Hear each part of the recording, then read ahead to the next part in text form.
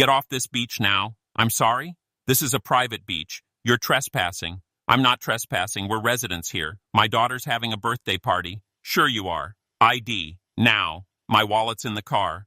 But my daughter's birthday banner is right there on that picnic table. We've been setting up for 2 hours. The homeowner called about suspicious activity. Several black males loitering near the water. Several black males? Officer, that's my family. My brother's helping me set up. We live 3 blocks from here. Bayshore Drive, Unit 47. I don't care if you say you're the president, you're leaving this beach, or I'm arresting you for trespassing and resisting. Officer Travis Kellerman had been with the Gulf Shores Police Department for 6 years when he responded to a call that would destroy his career and cost Baldwin County $31.6 million. He was 29 years old, young enough to claim inexperience but old enough to understand consequences, yet apparently convinced that his judgment about who belonged on expensive beachfront property was infallible. One Saturday afternoon in June, he received a call from a concerned homeowner about suspicious persons on a private stretch of Alabama coastline. The suspicious person was federal Judge Marcus Whitfield, presiding judge of the U.S. District Court for the Southern District of Alabama, setting up a 7th birthday party for his daughter with his family. What Kellerman did next, ignoring the birthday decorations visible from 50 feet away, dismissing the judge's offer to retrieve identification, and arresting him in front of his 7-year-old daughter and 15 family members, would become a textbook example of how racial profiling destroys lives, careers, and the public's trust in law enforcement. But first, a quick question. Where are you watching from? If this is your first time here, please hit that subscribe button. Stories like these need to be shared, and your support helps us bring more truth to light. The stretch of beach where this happened sits between Highway 182 and the Gulf of Mexico in Gulf Shores, Alabama. It's technically public access, but the homeowners who live in the $8,000 to $2 million properties lining the coast treat it like their private shoreline. White sand, clear water, wooden walkways extending from back porches down to the beach. On summer weekends, these beaches fill with families, coolers, umbrellas, inflatable pools for toddlers, volleyball nets. It's the kind of place where residents know each other by sight, where unfamiliar faces get noticed. And on this particular Saturday in mid-June, the weather was perfect. Clear blue sky, temperature in the mid-80s, light breeze coming off the water, the kind of day where nothing dramatic typically happens. It was 2:15 p.m. The beach was moderately busy but not crowded. A handful of families had claimed their spots. Children splashed in the shallow water. A couple walked their dog along the shoreline. Federal Judge Marcus Whitfield had been on the federal bench for 8 years. 8 years presiding over cases that required precision, patience, and an ability to see through legal complexity to find justice. Before his appointment to the federal bench at 39 years old, he'd spent 12 years as a prosecutor in the U.S. Attorney's Office, starting as an assistant U.S. attorney handling drug trafficking cases, then moving into public corruption prosecutions, complex fraud schemes, and eventually leading the white-collar crime division. He'd tried 47 federal cases to verdict, with a conviction rate that made defense attorneys nervous and earned him a reputation for meticulous preparation and unshakable composure under pressure. His colleagues called him thorough. His law clerks called him demanding but fair. The attorneys who appeared before him called him one of the most respected judges in the circuit. Judge Whitfield had graduated from Howard University, then Yale Law School, where he'd been an editor of the Yale Law Journal. He'd clerked for a federal appeals court judge, published articles on criminal sentencing reform, and served on the American Bar Association's criminal justice section. He'd received the Attorney General's Award for Distinguished Service for his work dismantling a $200 million Medicare fraud ring. At 47 years old, Judge Whitfield was exactly where he'd worked to be, respected, trusted, and wielding judicial authority that came with decades of earned credibility. But outside the courtroom, Marcus Whitfield was a father, a husband, a man who coached his daughter's soccer team, who grilled burgers on Sunday afternoons, who'd spent the previous 3 weeks planning a beach birthday party for his daughter Zara's 7th birthday. He'd rented tables, ordered a custom cake shaped like a sandcastle, coordinated with his 2 brothers and his wife's sister to help set up. This wasn't a casual gathering. This was an event he'd been looking forward to for months. That Saturday morning, Judge Whitfield had arrived at the beach at 12:30 p.m. with his wife Simone, their daughter Zara, his younger brothers Terrence and Malcolm, his sister-in-law Danielle, and Danielle's 2 sons. They'd unloaded coolers, folding tables, beach chairs, a volleyball net, birthday decorations, a banner reading, "Happy 7th Birthday Zara," strung between 2 poles they'd driven into the sand, balloons tied to the table corners, a stack of brightly colored plates and napkins. He wore navy blue board shorts, a white linen shirt unbuttoned over a gray t-shirt, and sunglasses. His wife Simone wore a sundress and wide-brimmed hat. Zara ran around in a pink swimsuit with mermaid scales, already collecting shells near the water. His brothers, both in their 30s, wore swim trunks and t-shirts, helping set up the volleyball net and arrange the coolers. They looked like what they were, a black family preparing for a child's birthday party. They'd done nothing to attract attention. They'd spoken to no one except each other. They'd violated nothing. But to someone watching from a beachfront home 200 yards away, Judge Whitfield's family was a problem, and that person had decided to do something about it. Margaret Lawson was 67 years old. She'd lived in her $1.4 million Gulf Shores beach house for 11 years, ever since her husband retired from his orthopedic surgery practice in Birmingham. She was protective of her property, her view, and what she considered her beach. Over the years, she'd called the police 14 times, twice about teenagers having a bonfire too close to her property line, 3 times about unleashed dogs, once about a group of college students playing music too loud, and 8 times about what she described in her calls as suspicious persons who didn't belong on the beach. Every single one of those 8 calls involved black beachgoers. That Saturday afternoon, Lawson looked out her window and saw a group of black people setting up what appeared to be a large gathering, tables, decorations, multiple adults. In her mind, this wasn't a family. This was a crowd. This was loitering. These people didn't live here. They couldn't afford to live here. They were outsiders using her beach. She didn't see the birthday banner. She didn't see the 7-year-old girl. She didn't consider that these might be residents. She just saw black men on a beach she considered hers, and she picked up the phone. The call came into Gulf Shores Police Dispatch at 2:03 p.m. I'd like to report suspicious activity on the beach near my property. The dispatcher asked standard questions. What kind of activity? There are several black males setting up what looks like a large gathering. They've been here for over an hour. They're loitering. Are they on public or private property? It's technically public access, but they don't belong here. This is a residential beach. Have they threatened anyone or violated any laws? Not yet, but there are a lot of them, and I don't recognize any of them as residents. The call was logged. A unit was dispatched. Officer Travis Kellerman responded. Do you think homeowners should face consequences for calling police on residents based solely on their race? Drop your answer below. Travis Kellerman had been with the Gulf Shores Police Department for 6 years. In those 6 years, he'd compiled a record that should have raised immediate concerns. 9 complaints. 9 complaints in 6 years. 7 of them involved allegations of excessive force, unlawful detention, or racial profiling against black residents or visitors. 2 had been sustained, resulting in written reprimands and mandatory bias training. The other 7 had been closed as unsubstantiated despite witness statements, body camera footage inconsistencies, and patterns so obvious they should have triggered supervisory intervention. Kellerman had a pattern. He responded to calls involving black people on beaches, in parking lots, in neighborhoods with the assumption that they were trespassing, loitering, or otherwise engaged in criminal activity. A black teenager skateboarding in a beachfront parking lot. Kellerman detained him for 40 minutes, demanding to know where he lived, who his parents were, and whether he had permission to be there. The teenager's father was a lieutenant commander at the nearby naval base. A black couple having a picnic on public beach access. Kellerman questioned them about alcohol consumption despite seeing no alcohol, ran their IDs for warrants, and told them to move along when families with children arrived because their presence might make people uncomfortable. A black fisherman standing on a public pier, Kellerman asked for his fishing license 3 times in 2 hours, checked his cooler for illegal catches, and warned him that loitering was prohibited even though the pier was designated for fishing.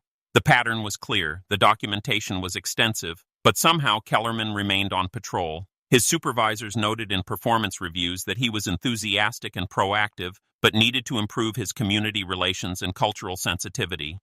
Those notes never translated into meaningful consequences.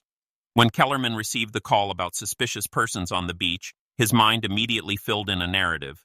Group of black males, loitering, don't belong, probably homeless or troublemakers looking to cause problems on expensive beachfront property. He arrived at 2:12 p.m., parking his patrol car on the access road and walking down the wooden boardwalk toward the beach. His eyes scanned the shoreline and immediately locked onto what he was looking for, a group of black people. Tables, coolers, decorations. Too many of them. Too comfortable. In Kellerman's mind, that had to be the problem. He walked directly toward them. Judge Whitfield was adjusting the birthday banner, making sure it was visible from the water where Zara would take photos later, when he became aware of someone approaching. He turned and saw a police officer, hand resting on his belt, walking toward him with purpose. "Get off this beach now." Whitfield blinked, genuinely confused. "I'm sorry?" Kellerman's voice was flat, authoritative. "This is a private beach. You're trespassing." Judge Whitfield kept his tone calm, reasonable. "I'm not trespassing. We're residents here. My daughter's having a birthday party." Kellerman's eyes flicked toward the banner, the decorations, the 7-year-old girl 20 feet away collecting shells. None of it registered. "Sure you are. ID. Now." Whitfield gestured toward the parking area. "My wallet's in the car, but my daughter's birthday banner is right there on that picnic table. We've been setting up for 2 hours." Kellerman's jaw tightened. The homeowner called about suspicious activity. Several black males loitering near the water. Several black males? Whitfield's voice remained controlled, but the edge of disbelief was unmistakable. "Officer, that's my family. My brother's helping me set up. We live 3 blocks from here. Bayshore Drive, Unit 47. Kellerman shook his head. "I don't care if you say you're the president. You're leaving this beach or I'm arresting you for trespassing and resisting." Whitfield felt his stomach drop. He'd been a federal prosecutor long enough, a judge long enough to recognize exactly what was happening. This wasn't about trespassing. This wasn't about a complaint. This was about a police officer who saw a black family on an expensive beach and decided they didn't belong. "Officer, I'm Judge Marcus Whitfield. I'm a federal judge for the Southern District of Alabama. I live here. My family lives here. We're celebrating my daughter's birthday." Kellerman's expression didn't soften. "Anyone can say they're a judge. Show me ID." Whitfield took a breath, forcing himself to stay calm. "My wallet is in my car in the parking lot. I can walk over there right now and get it. You're not going anywhere. Stay right here." Judge Whitfield's wife, Simone, had walked over, concern etched on her face. "What's happening?" Kellerman turned toward her. "Ma'am, step back." "This is ridiculous," Simone said, her voice rising. "We're having a birthday party for our daughter." Kellerman ignored her. He pulled out his radio. "Dispatch, I'm at the beach access near Beechwood Lane. I have multiple subjects refusing to leave after receiving a trespassing complaint, requesting backup." Whitfield's brothers Terrence and Malcolm had stopped setting up the volleyball net and were walking over. "What's going on?" "Stay back," Kellerman barked. "This is where bias becomes impenetrable." Officer Kellerman had responded to a call about suspicious black males on a beach. When he arrived, he saw black males on a beach. In his mind, that confirmed the complaint. Every piece of evidence after that, the birthday decorations, the family dynamic, the calm explanations, the offer to retrieve identification, was filtered through his initial assumption. He wasn't looking at a family celebrating a birthday. He was looking at trespassers trying to avoid arrest. The beach had gone still. Other families had stopped what they were doing and were watching. A woman 30 yards away had her phone out, recording. A teenage boy ran toward his parents' setup, shouting that a cop was arresting someone at the birthday party. An elderly couple, white, in matching visors, stood from their beach chairs and walked closer to see what was happening. From the parking lot, more people were gathering. Word was spreading. Someone was being arrested at a child's birthday party. The crowd was growing. A man in his 60s wearing a University of Alabama hat called out from 20 feet away. "Officer, I live 2 streets over. I've seen this family here before. They're residents." Kellerman didn't even look at him. "Sir, step back. This doesn't concern you," the man persisted. "But you're arresting him at his daughter's birthday party. Look at the decorations. The banner has her name on it." Kellerman's voice hardened.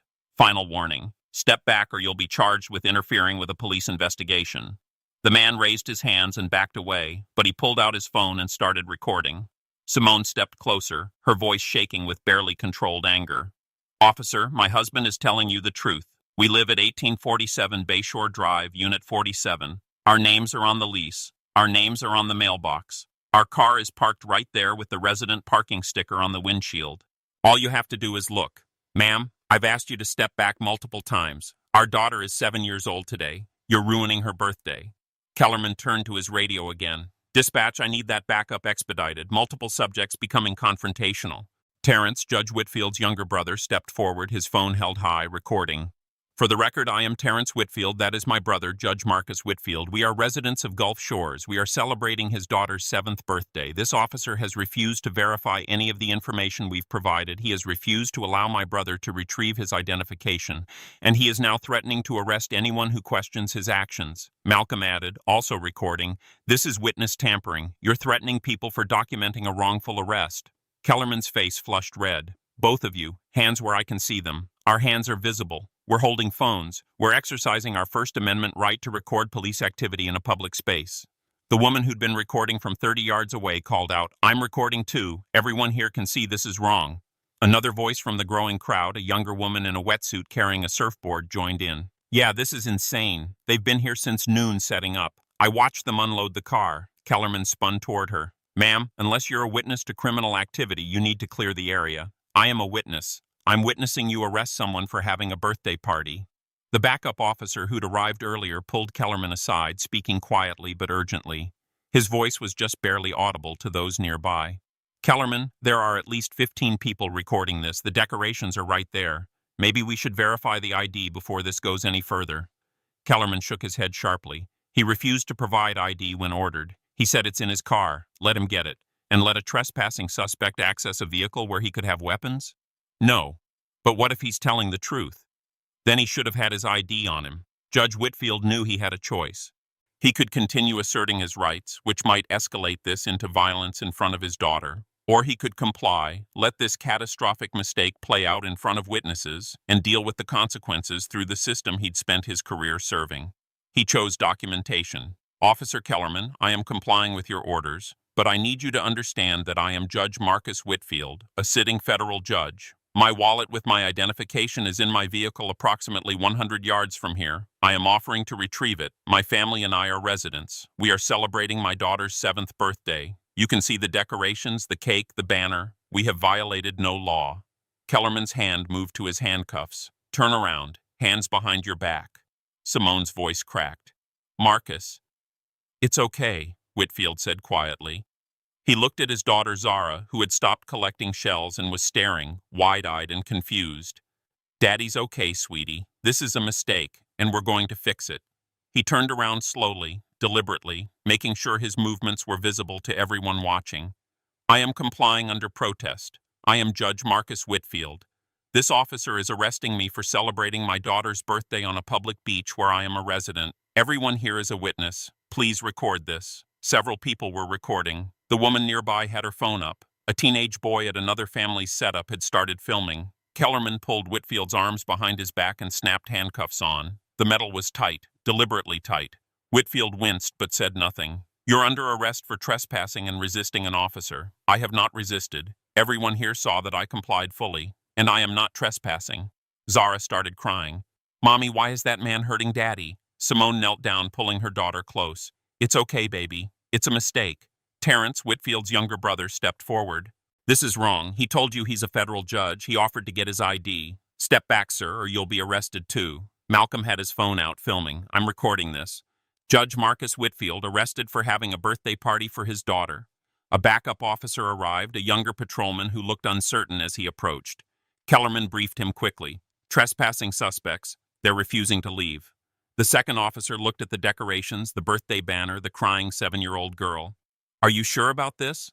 "I'm sure. Help me clear the rest of them off the beach." But Judge Whitfield's brothers weren't leaving. Simone wasn't leaving. They stood their ground, phones out, recording, refusing to let this happen in silence. Should officers be required to verify residency claims before making arrests on public property? Let me know what you think. Kellerman marched Judge Whitfield toward the patrol car, still handcuffed, his daughter's screams audible from 50 yards away. Witnesses lined the beach now, at least a dozen people recording on their phones. A man in his 60s, white, wearing expensive sunglasses, called out from his beach chair. "Officer, I live here. I recognize this man. He's Judge Whitfield. He does live here." Kellerman ignored him. He guided Whitfield into the back seat of the patrol car, closed the door, and walked back toward the beach to deal with the rest of the family. But Terrence had already called 911. "Yes, I need to report a false arrest. A Gulf Shores police officer just arrested my brother, Judge Marcus Whitfield, a federal judge, for having a birthday party on a public beach. We're residents. We have identification. And this officer refused to let him retrieve it. Badge number 847, Officer Kellerman. The dispatcher asked for the location. Terrence provided it. The call was logged as a complaint against an officer. The scene was chaos. Simone was trying to comfort Zara while filming on her phone. Malcolm was documenting everything, the decorations, the birthday banner, the other families watching in shock. Terrence was on the phone with the police department's duty supervisor demanding immediate intervention. And in the patrol car, Judge Marcus Whitfield sat with his hands cuffed behind his back, watching his daughter's birthday party dissolve into a nightmare. The drive to the Gulf Shores Police Department took 11 minutes. Whitfield spent it documenting every detail mentally: times, statements, witnesses. He'd presided over dozens of Section 1983 civil rights cases. He knew exactly how to build one, and this case was building itself with every passing second. They arrived at the station. Kellerman walked him inside, still handcuffed, past the front desk where a desk sergeant looked up with immediate alarm. "Kellerman, who do you have?" "Trespassing suspect from the beach. Refused to leave when ordered." The sergeant stood, his eyes narrowing as he looked at Judge Whitfield. "Sir, what's your name?" "Judge Marcus Whitfield. I'm a federal judge for the Southern District of Alabama. Officer Kellerman arrested me at a public beach where I live while I was setting up my daughter's birthday party. He refused to allow me to retrieve my identification from my vehicle." The sergeant's face went pale. "He what?" Kellerman pulled a notepad from his pocket. "Received a call about suspicious persons. Subject refused to provide ID, claimed to be a federal judge." The sergeant's voice dropped to something dangerous. "Did he offer to get his ID?" "He said it was in his car." "Did you let him get it?" "I detained him first for officer safety." The desk sergeant picked up the phone, his movements sharp and precise. "I'm calling the chief, right now." Within 8 minutes, Police Chief Anthony Rivera arrived, a 28-year veteran who'd built his career on community relations and avoiding exactly this kind of catastrophe. Someone briefed him quickly. Rivera's expression shifted from confusion to horror. He walked directly to Judge Whitfield. "Your Honor, I am Chief Rivera. Please accept my sincerest apologies. This is inexcusable. Officer, remove those handcuffs immediately." Kellerman unlocked the cuffs. Deep red marks were visible on Whitfield's wrists where the metal had dug into his skin. Chief Rivera turned to Kellerman, his voice cold and controlled. "Badge, weapon, and radio. You're on administrative leave, effective immediately pending a full investigation." "Chief," I responded to a call.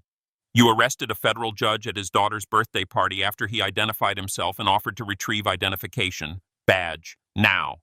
Kellerman's hands were shaking as he handed over his badge, service weapon, and radio. For the first time, the weight of what he'd done seemed to register on his face. Rivera turned back to Judge Whitfield. "Your Honor, we will conduct a complete investigation. This officer will face consequences. I can personally drive you back to the beach right now." Whitfield's voice was measured, controlled, but the fury beneath was unmistakable. "Chief Rivera, I appreciate the apology, but an apology doesn't undo what just happened. My 7-year-old daughter watched her father get arrested at her birthday party. My family was humiliated in front of neighbors and strangers. And this happened because someone saw a black family on a beach and decided we didn't belong. I understand, Your Honor. This is unacceptable. What I need from you," Whitfield continued, "is a full accounting of Officer Kellerman's complaint history. How many times has he done this before? How many complaints has your department ignored? Because I guarantee this isn't the first time." Rivera's silence was answer enough. "I'll be pursuing legal action," Whitfield said. "Against Officer Kellerman personally, against the department for failure to supervise, and against whoever called in that complaint for filing a false police report. This ends today." Why do some officers ignore birthday decorations, family gatherings, and residency claims when the family is black? Comment your thoughts. Within 2 hours, the videos had exploded across every social media platform. Multiple angles from different witnesses. Judge Whitfield identifying himself, offering to get his wallet, being handcuffed in front of his crying daughter. The birthday banner visible in the background. Zara screaming for her daddy. Federal judge arrested at daughter's birthday party after being accused of trespassing on beach where he lives. Black federal judge handcuffed at child's birthday for suspicious activity. Alabama cop arrests. Sitting judge ignores birthday decorations and residency claims. The outrage was immediate, intense, and nationwide. The Federal Judges Association issued a statement condemning the arrest and demanding accountability. The NAACP filed an immediate complaint with the Department of Justice. Legal organizations across the country called for federal intervention. The Alabama State Bar issued a rare public statement supporting Judge Whitfield and questioning how an officer could arrest a sitting federal judge without verifying basic facts. Officer Travis Kellerman's life imploded within 24 hours. He was placed on unpaid administrative leave. An internal investigation was launched. The Gulf Shores Police Department issued a statement distancing itself from his actions and promising accountability. Margaret Lawson, the homeowner who'd called 911, was identified through public records requests. Her name, address, and history of calls appeared in news reports. She released a brief statement through an attorney. "I believed there was suspicious activity. I did not intend for anyone to be arrested. She faced immediate backlash from neighbors, community members, and civil rights advocates who called for her to be charged with filing a false police report. Judge Whitfield retained one of the most prominent civil rights attorneys in the country. The lawsuit was filed 3 weeks later. It named Officer Travis Kellerman personally, Police Chief Anthony Rivera for supervisory failure, the Gulf Shores Police Department for systemic discriminatory policing, Baldwin County for failure to train and supervise, and Margaret Lawson for filing a racially motivated false report. The claims were comprehensive and devastating: unlawful arrest without probable cause in violation of the Fourth Amendment, false imprisonment and deprivation of liberty, violation of federal civil rights under 42 U.S.C. Section 1983, racial profiling and discriminatory law enforcement based on race, excessive use of force including unnecessarily tight handcuffs causing physical injury, intentional infliction of emotional distress on Judge Whitfield and his minor daughter, failure to verify identification despite repeated offers to provide it, failure to investigate or consider exculpatory evidence visible at the scene, failure to train, supervise, or discipline officers with documented patterns of racial profiling. The complaint included Officer Kellerman's complete disciplinary record: 9 complaints over 6 years, 7 involving allegations of racial bias or excessive force against black individuals, only 2 sustained despite extensive documentation. All of it ignored by supervisors who noted concerns but took no meaningful action. The city's attorneys and the county's insurance lawyers reviewed the evidence and reached the same conclusion: this was indefensible. The videos showed everything. A federal judge, calm and cooperative, offering to retrieve identification, being arrested at his daughter's birthday party. Witnesses testified. The homeowner who called admitted she saw black people and assumed they didn't belong. Body camera footage showed Kellerman dismissing the birthday decorations, ignoring witness statements, and refusing to verify basic facts. The case settled 13 months later. Baldwin County agreed to pay $28.4 million to Judge Marcus Whitfield. The Gulf Shores Police Department contributed an additional $2.2 million from its liability insurance. Margaret Lawson settled separately for an undisclosed amount reported to be in the high 6 figures. The breakdown of the settlement was specific and intentional: $18 million for violation of constitutional rights, false arrest, and unlawful detention; $4.2 million for emotional distress suffered by Judge Whitfield; $3.5 million for emotional distress and psychological trauma suffered by Zara Whitfield, age 7, who witnessed her father's arrest at her birthday party and required ongoing therapy; $2.3 million for reputational harm and damage to Judge Whitfield's standing in the community; $1.8 million for loss of enjoyment of life and the permanent destruction of what should have been a joyous family memory; $1.8 million in punitive damages designed to punish the county for systemic failure to supervise and discipline officers with known patterns of discriminatory behavior. The settlement agreement also required non-monetary terms. Baldwin County was mandated to issue a formal public apology to be read at a county commission meeting and published in local newspapers. The Gulf Shores Police Department was required to rename its annual Community Service Award the Judge Marcus Whitfield Award for Constitutional Policing. And Officer Kellerman was permanently prohibited from working in any law enforcement capacity anywhere in the state of Alabama as a condition of the settlement. The total, $31.6 million. One of the largest civil rights settlements in Alabama history. Officer Travis Kellerman was terminated 7 weeks after the incident. The termination letter was final, comprehensive, and damning. Officer Kellerman arrested a sitting federal judge without probable cause, refused to verify identification despite multiple offers, ignored clear evidence of lawful activity, and engaged in racial profiling. Despite 9 prior complaints and multiple training interventions, Officer Kellerman demonstrated a pattern of discriminatory policing that the department can no longer tolerate. His employment is terminated immediately and permanently. Kellerman's name was entered into the National Decertification Index. His law enforcement career was over at 29 years old. His police union attempted to fight the termination, reviewed the evidence, and quietly withdrew the grievance. Kellerman released a brief statement: "I made a terrible mistake. I apologize to Judge Whitfield and his family. But apologies don't undo trauma or restore a 7-year-old's trust in police. Should officers face automatic termination after wrongfully arresting federal officials? Drop your answer." The Gulf Shores Police Department faced a comprehensive federal investigation. The Department of Justice's Civil Rights Division conducted a pattern and practice review. The findings were devastating: 9 complaints against Kellerman in 6 years, ignored or minimized by supervisors; 14 total complaints against multiple officers involving racial profiling, with only 4 resulting in any discipline. No system in place to identify patterns of discriminatory behavior across multiple officers. Training programs that checked boxes but didn't change behavior. A culture that prioritized responding to homeowner complaints over protecting residents' constitutional rights. Supervisors who noted problems in evaluations but failed to remove problematic officers from patrol.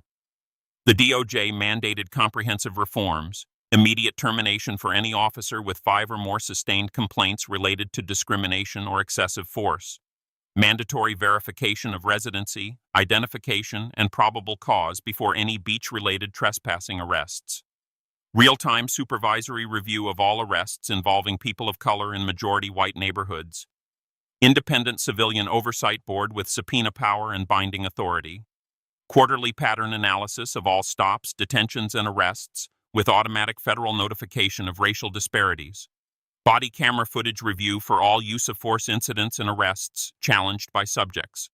Judge Marcus Whitfield testified before the Baldwin County Commission as they considered the settlement. His testimony was powerful, controlled, and devastating. I am a federal judge with 8 years on the bench and 20 years as a prosecutor before that. I have a law degree from Yale. I've tried 47 federal cases. I've sentenced murderers, drug traffickers, and corrupt officials. I have the authority to issue warrants, compel testimony, and deprive people of their liberty. He paused.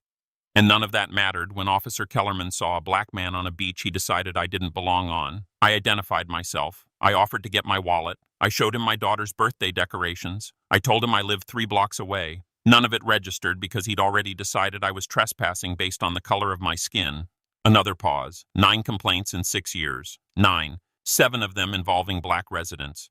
And somehow Officer Kellerman was still on patrol, still making the same assumptions, still arresting people for existing while black in spaces where his biased mind said they didn't belong. His voice strengthened. $31.6 million is significant. It's accountability. It's recognition of the harm done. But it doesn't undo my daughter's trauma. It doesn't erase the video of her watching her father get arrested at her birthday party. It doesn't restore her trust that police are there to protect her. He looked directly at the commissioners. If this can happen to a federal judge with all my credentials, all my authority, all my resources, what happens to everyone else? What happens to the black teenager on the beach who doesn't have a law degree? What happens to the black family at the park who can't afford a civil rights attorney? What happens to the people whose arrests don't make the news? The room was silent. Should racially motivated 911 calls trigger automatic criminal investigation and prosecution? Drop your answer below. This wasn't just about Officer Kellerman. This wasn't just about one birthday party ruined, one child traumatized, one federal judge humiliated. This was about a system that allowed an officer with 9 complaints to keep patrolling. This was about a culture that validated Margaret Lawson's assumption that black people on an expensive beach must be trespassing. This was about supervisors who saw the pattern, noted it in evaluations, and did nothing. Travis Kellerman's career is over. That's justice. Baldwin County paid $31.6 million. That's accountability. Margaret Lawson faced public backlash and financial consequences. That's consequences. The department implemented federal reforms. That's progress. But money and terminations don't undo the trauma of being arrested in front of your 7-year-old daughter. They don't restore a child's understanding that police are supposed to protect, not harm. They don't erase the message that even a federal judgeship isn't enough to protect you from bias. The real question is, what changes now? Do departments finally remove officers after 5 complaints instead of 9? Do homeowners finally question their assumptions before calling 911 on black families having picnics? Do we finally acknowledge that making people uncomfortable often just means existing while black in spaces where bias says black people don't belong? Because if we don't fix the systems that kept Kellerman on patrol despite 9 complaints, if we don't address the culture that taught Lawson to see black families as suspicious, if we don't hold supervisors accountable for ignoring patterns they documented but never acted on, then we're just waiting for the next officer, the next frightened homeowner, the next black family, the next ruined birthday party, the next viral video. Comment if you believe this should be law. Civilians who file false police reports based on racial bias face mandatory prosecution and civil liability for any harm caused.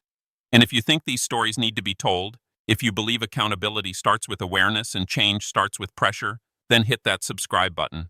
Because we're not stopping. We're going to keep exposing these patterns. We're going to keep demanding better. We're going to keep fighting for the federal judges, the birthday party families, the ordinary people who deserve to exist in public spaces without being criminalized. This isn't just about one officer, one homeowner, or one judge. It's about all of us and the world we're willing to accept.